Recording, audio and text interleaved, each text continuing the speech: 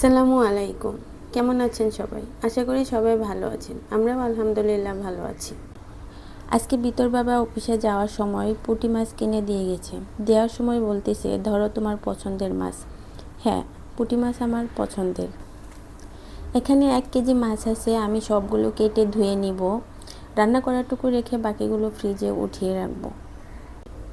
আমি যেগুলো রান্না করব সেগুলো খুব ভালোভাবে পরিষ্কার করে নিচ্ছি আর বাকিটা ফ্রিজে রেখে দিয়েছি। এখন কিছুটা লবণ দিয়ে মাছগুলো আরও কয়েকবার ধুয়ে নিব।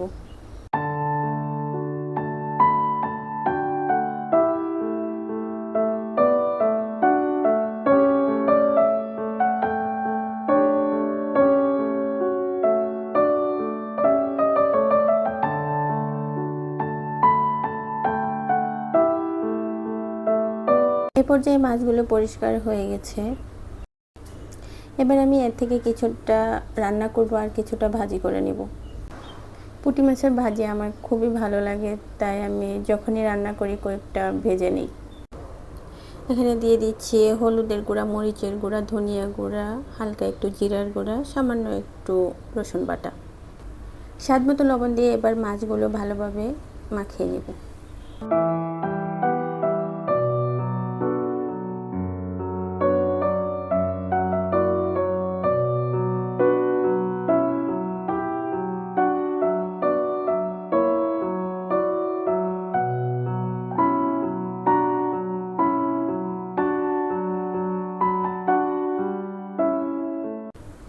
ভাজি হয়ে গেছে। এবার আমি বাকি মাছগুলো রান্না করে নিব।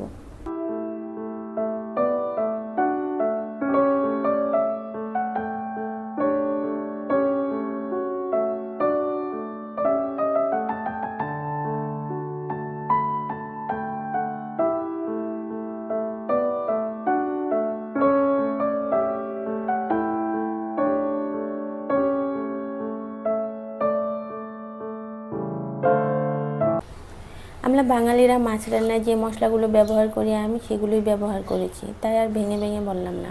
আমি এখানে কিছু ছোটো আলু নিয়েছি, সিদ্ধ করে নিয়েছি, যা আমরা বলি যে দেশি আলু। এগুলো এখন ছিলিয়ে নিচ্ছি।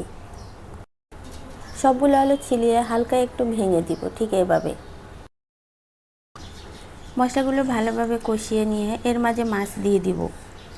মাছগুলো হালকা একটু কষিয়ে নিয়ে এর মাঝে সিদ্ধ করে রাখা আলু আর কিছু ডাঁটা কেটে সিদ্ধ করে নিয়েছি, এগুলো দিয়ে দিব।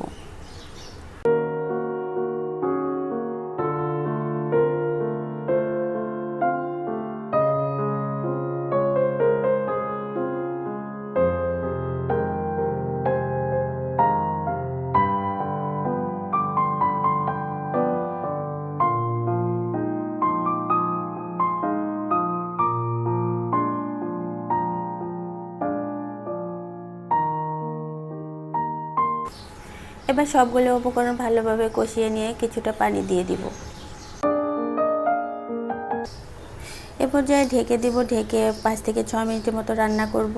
ব্যাস হয়ে যাবে আমার পুঁটি মাছের তরকারি। এবার আমি দেখিয়ে দিচ্ছি আমার মাছ ভাজিগুলো কেমন হয়েছে। আশা করছি আমার ভিডিওটি আপনাদের কাছে ভালো লেগেছে। যদি ভালো লাগে তাহলে প্লিজ একটি লাইক দিয়ে চ্যানেলটি সাবস্ক্রাইব করে পাশে থাকবেন। সকলের সুস্থতা কামনা করে ভিডিওটি এখানেই শেষ করছি। আল্লাহ হাফেজ।